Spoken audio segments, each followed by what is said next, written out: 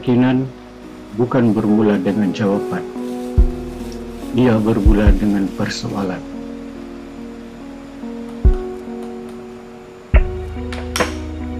Keyakinan bukan tentang tahu segalanya.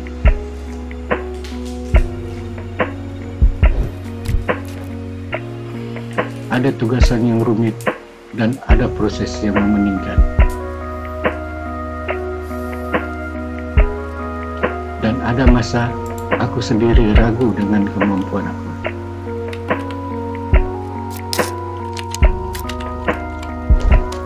Setiap usaha pasti ada cabaran.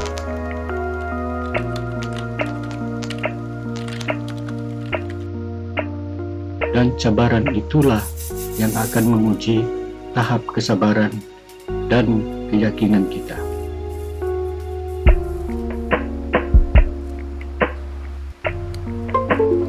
Tidak semua percobaan kita berjaya. Ada yang gagal. Ada yang tidak menjadi seperti apa yang dirancang.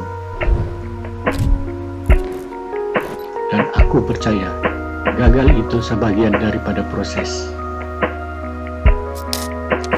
Tapi keyakinan bukan tentang tidak pernah jatuh. Ia tentang bangkit dan terus mencoba. Ada masanya kita perlu berhenti seketika, bukan untuk mengalah. Kita perlukan masa untuk menilai dan berpikir. Karena keyakinan yang sebenar lahir dari kesabaran dan usaha yang berterusan.